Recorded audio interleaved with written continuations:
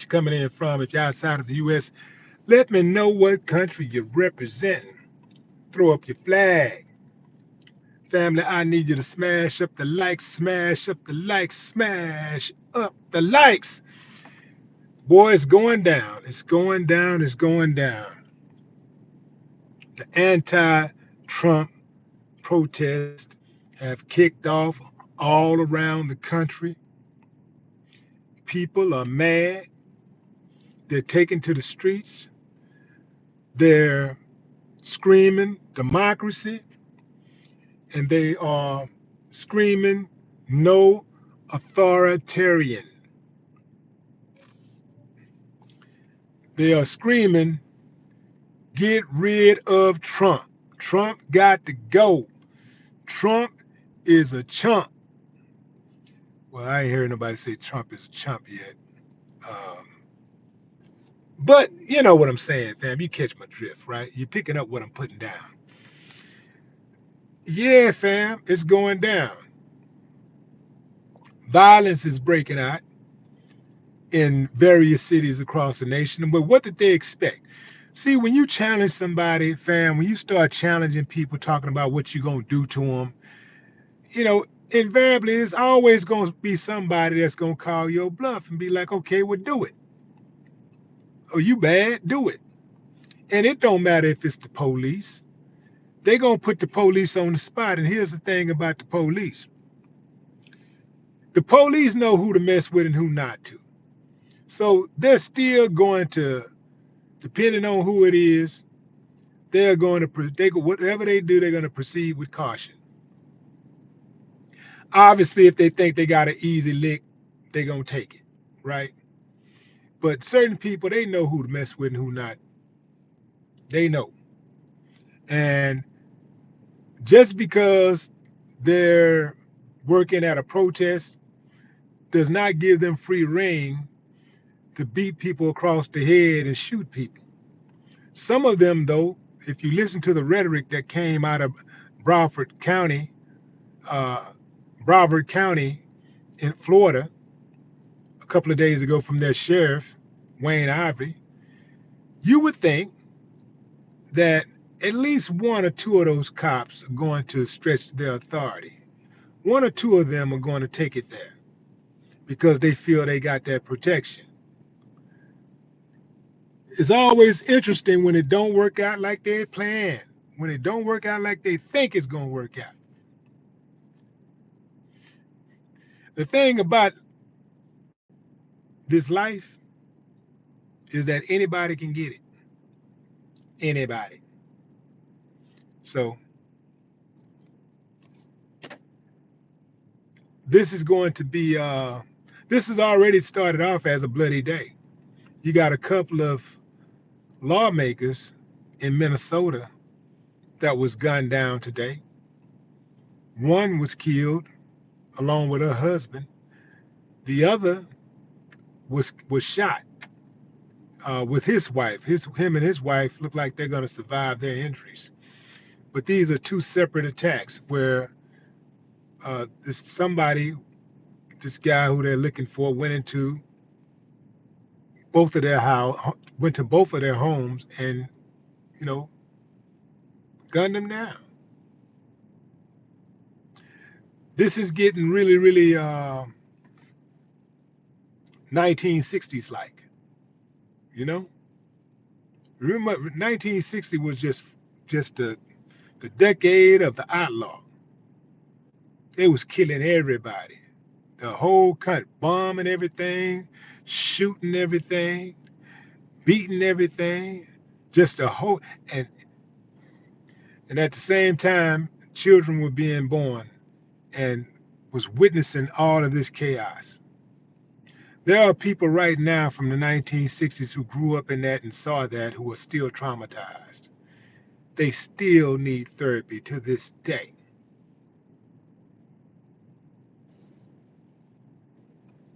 So the question is, what did they expect was going to happen? What did they expect when you put a 34-time felon back in office who uses the office of the presidency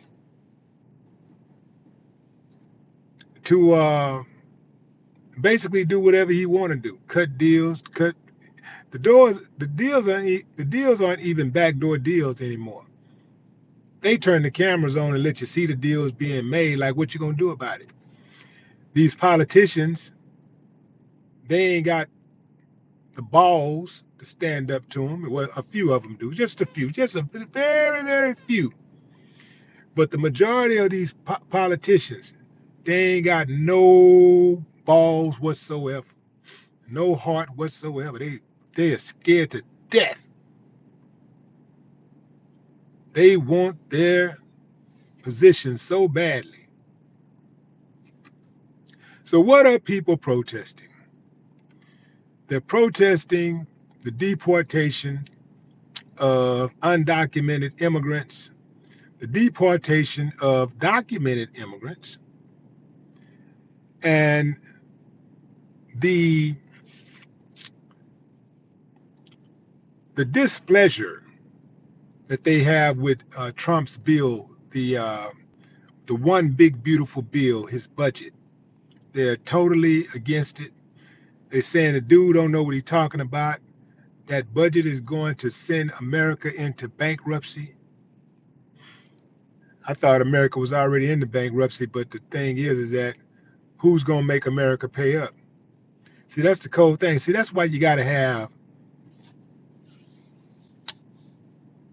backup. You got to have power. You know, you got to have some might, some bite. You know, so that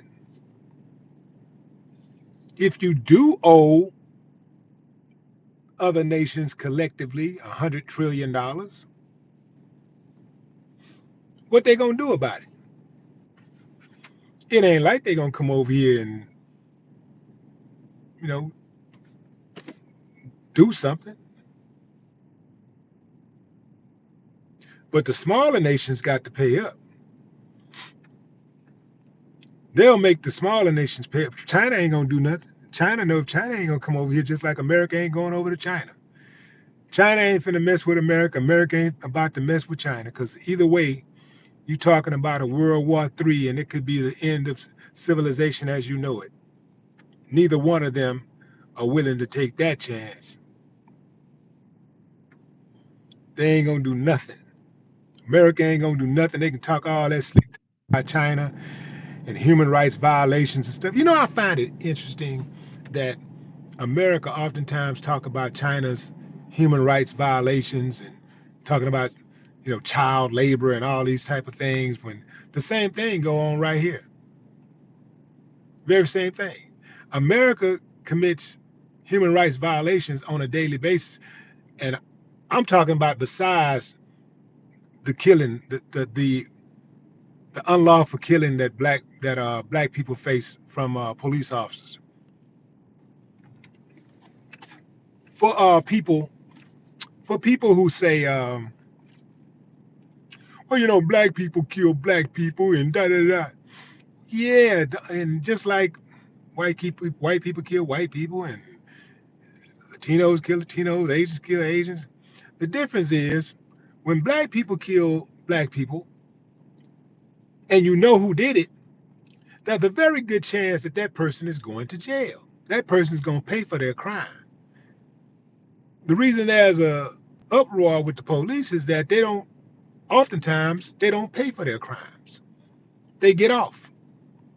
So with anybody who compares black people killing black people to police killing black people, uh, they're not really thinking. They really they lack critical thinking. And it's a deflection. They're deflecting when they say that.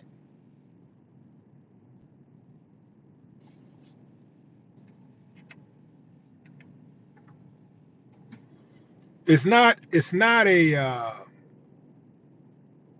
not a comparable um, assessment.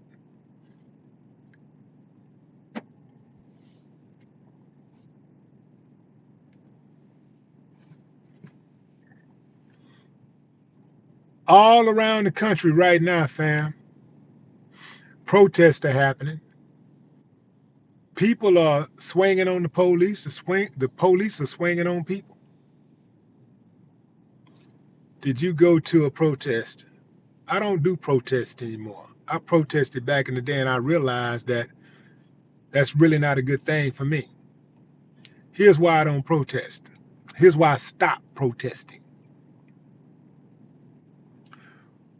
When you protest, all you end up with is hurt feet.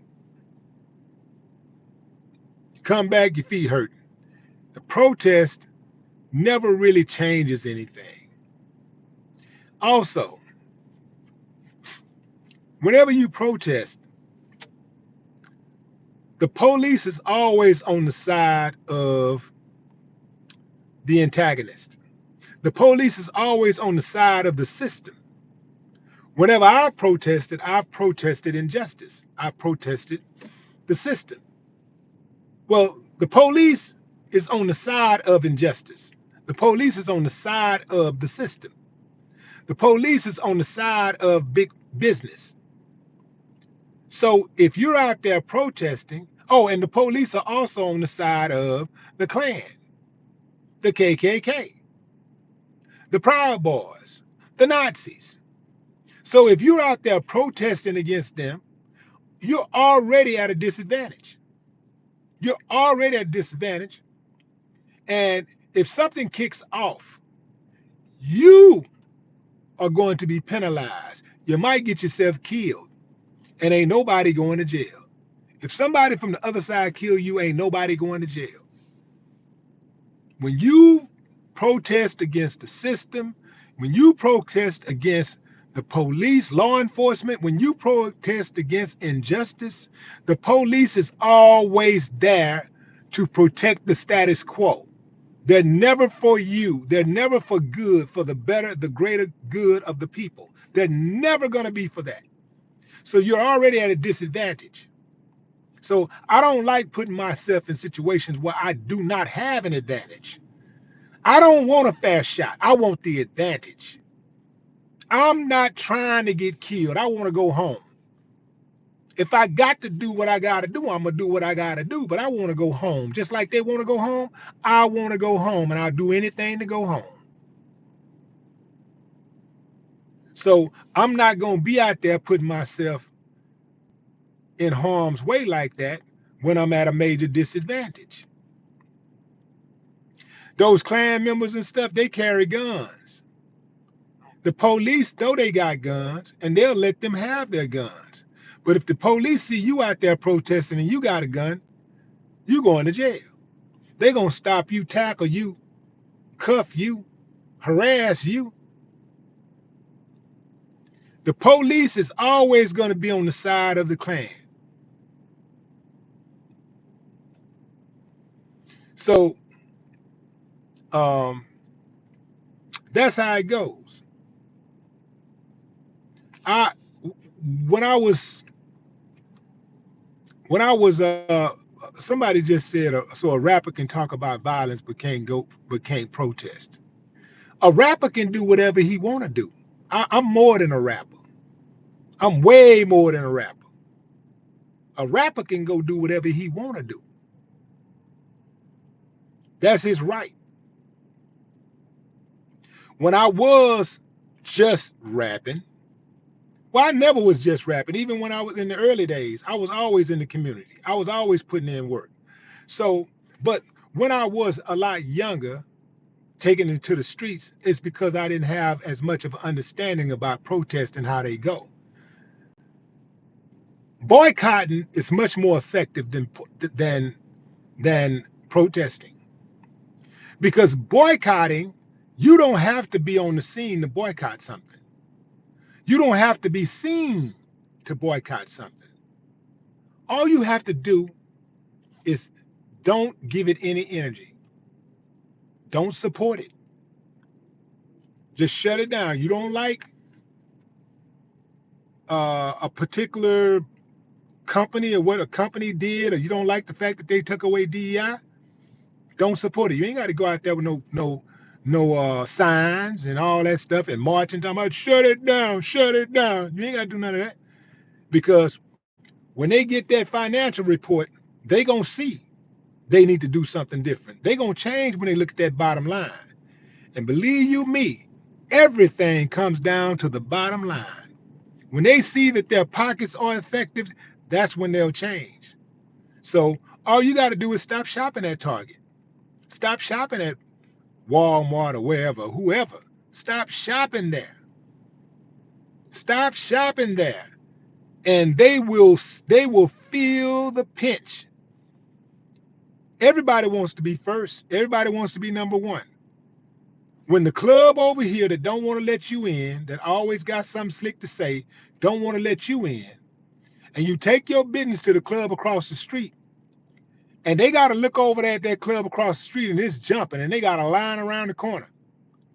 And these backwood racist motherfuckers, they ain't got no line. They over here struggling. They can't even pay their waitresses, and they can't pay their uh, doorman. They gonna be like, oh, you know what? Let's get a black promoter in here. Oh, they'll change. All you got to do is just not spend money with them. Don't support them. That's all you got to do. Boycotting is a lot more effective. And you don't put your body in the way. You ain't got to put your body in the way. Just take your money where it's appreciated. You ain't got to open your mouth when you boycott.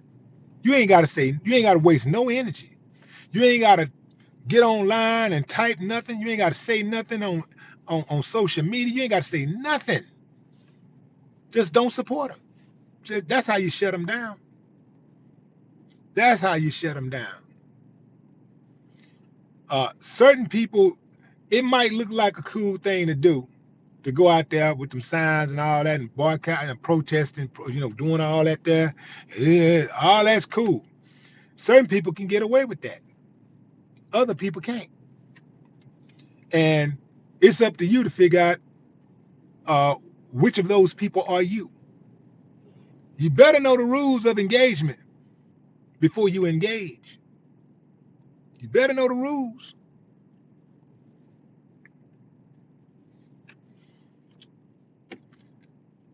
Can't nobody question my community record. Man, I've worked with children of incarcerated parents for years. I was a spokesperson for No More Victims, an organization that works with kids, children of incarcerated parents.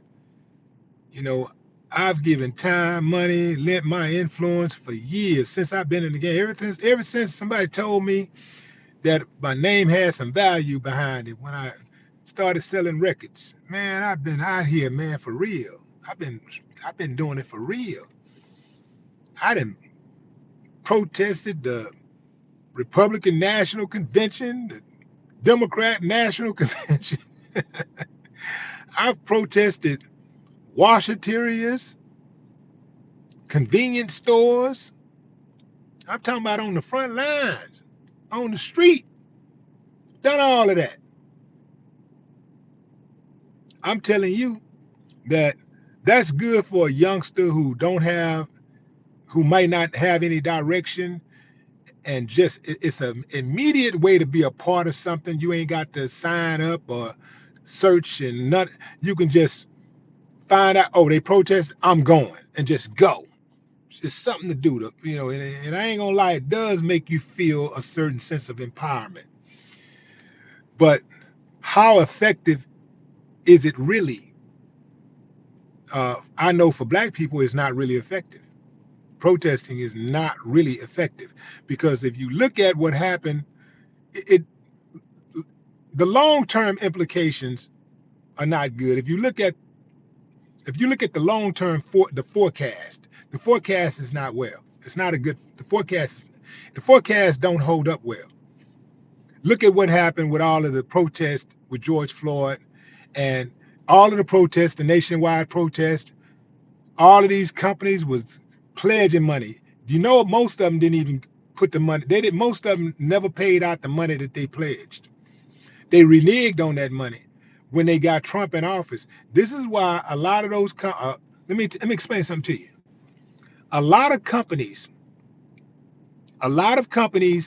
that pledged to George Floyd, pledged millions of dollars to George Floyd, they also donated to Trump's campaign. And they wanted, a lot of them, it's chess not checkers, fam. A lot of them only pledged, and they gave a little money up front, but they knew they was playing both sides of the fence. They knew once they got Trump in office that they wasn't going to have to pay that money, because Trump was just going to write policies to strike down DEI and all of these other programs where you have racial intolerance and all this type of stuff. They knew what was going on. So yeah, this was happening the whole time. Basically, all of these companies was just trolling. All of these companies, just all of them, just one by one, systematically, methodically, they just reneged on that money. They reneged on paying out those pledges. So if the protest was really successful, they would have paid up. The implications would have been so strong that they would have known that, okay, we're going to pay up or it's going to be some problems. Wasn't any problems, was it? They reneged on those pledges. They could get away with that because the protest didn't really have any bite. It was protest and no real follow-up, no real follow-through. You see? But boycotts, now that's different, because now you have, see, companies like to make more money every quarter. Every quarter, more money, more money, more money, more money. And if they make good money, if they hit their mark in the first quarter, the second quarter, and then the third quarter they go backwards, they start looking around and trying to find out what the problem is.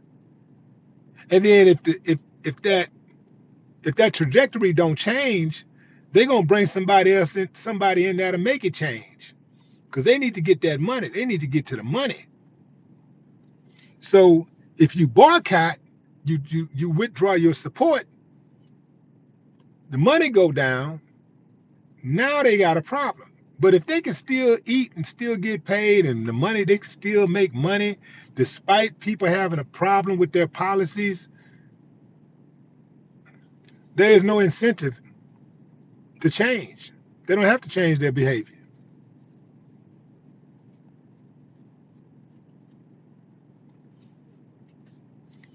I think, hey, people should do what works for them.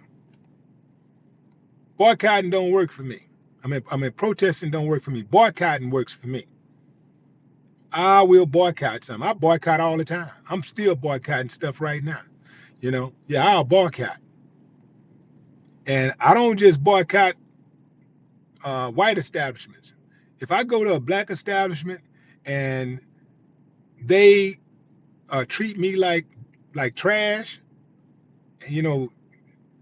it's one thing to just have bad service. Everybody have a bad day, So, but it's a whole different thing when it's a pathology. So if I get a vibe that this particular place is just, it's just not a good vibe, it's not a good place, I'm a boycott it. I'm not going.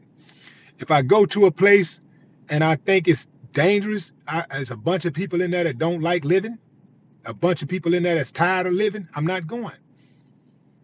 I like to go places where people love living, where they love life, where people look forward to getting up in the morning and, and raising their children and seeing grandchildren and, like building. I like being around those type of people. I don't like being around people that's tired of living. So if I go somewhere and it's a bunch of people that don't have no respect for nothing, fights breaking out every 2 minutes, I'm not going there. I'm not, so I will boycott that place.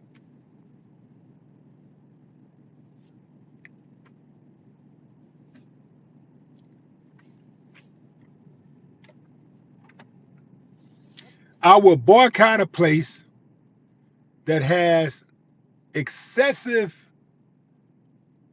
fees for everything.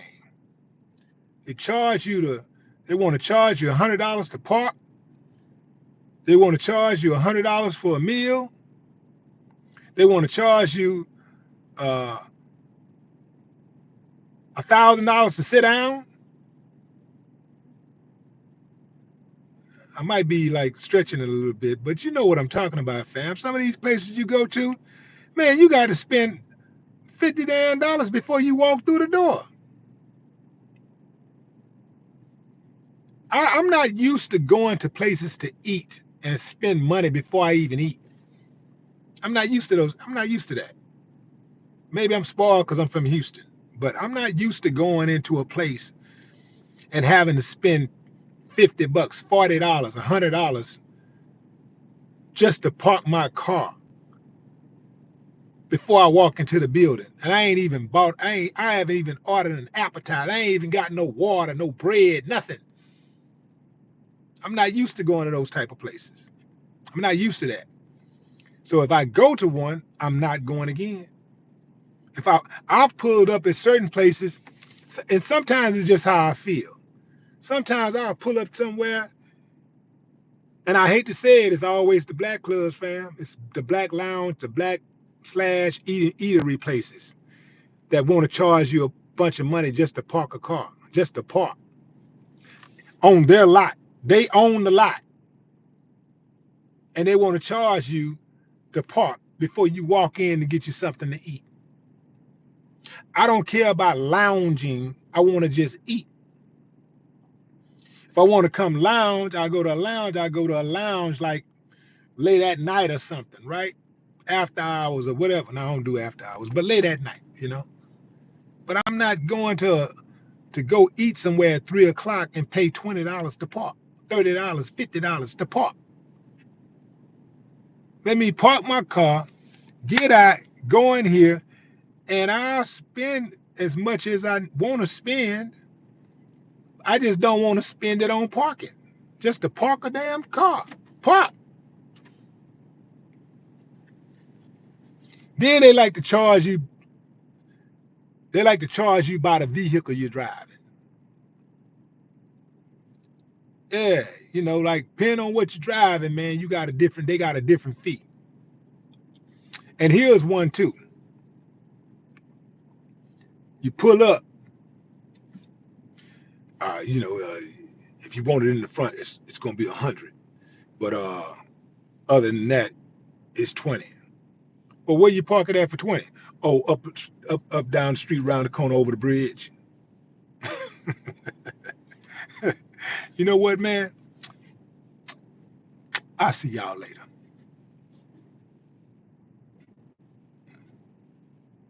I don't mind paying for what I want, fam, but there's certain stuff I'm just not with. I'm not with it. Yeah. And and I know we did it to ourselves, trying to show off, trying to be seen, you know. But I ain't never been part of that. All of that. Got to park right up in I park I like to park up in I park VIP or I park in the front. I gotta park in the front so I can see my vehicle. And I park in the front also for safety reasons. I can't be parking down the street and around the block. But to do that, certain places they want to hit you up, man. I don't like all of that. I don't like all of that. Man, get your money. If you're running a restaurant, get your money at the restaurant. Get your money off the food and drinks. If you're running a parking lot, get your money off the parking lot. But don't try to do both. Don't try to get paid on the parking lot and turn around and get paid on the drinks and the food.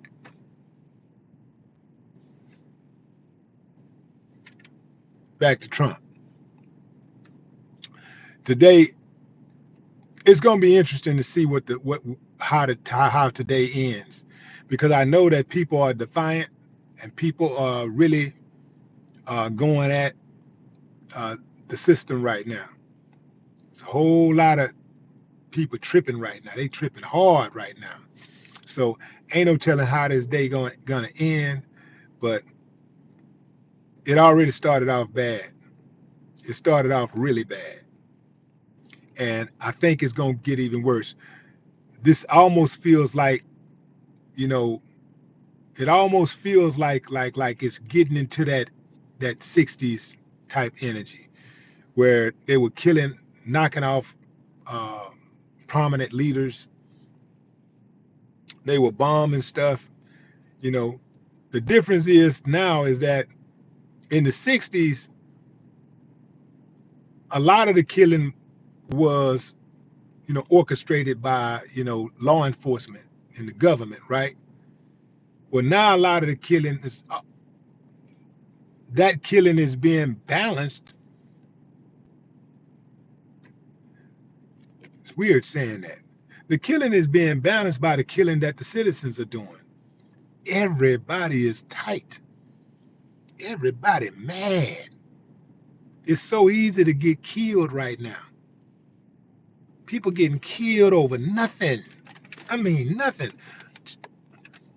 You just had a situation where a mother was killed by her son, and the older son killed the younger son after he killed the mother. And these were black people. Unheard of. Yeah, fam. I think America is holding on by a string, and I think it's going to get worse because uncivilized mutts are running for office and they're being elected. And it's like they're part of the problem. They're the biggest part of the problem because it's their rhetoric that's trickling down to the citizens. And when their leader acts like an uncivilized mutt, it emboldens them to act like an uncivilized mutt. And we just have one big old kettle of uncivilized mutts. But what say you, fam? Drop a comment. I'd love to hear your thoughts. Coming right back with another video. This video on give you an update uh, on the Trump accusations. I'll explain in a moment. Till then, enjoy the rest of your morning, afternoon, or evening, wherever you are in the world if you don't come back. No more talk.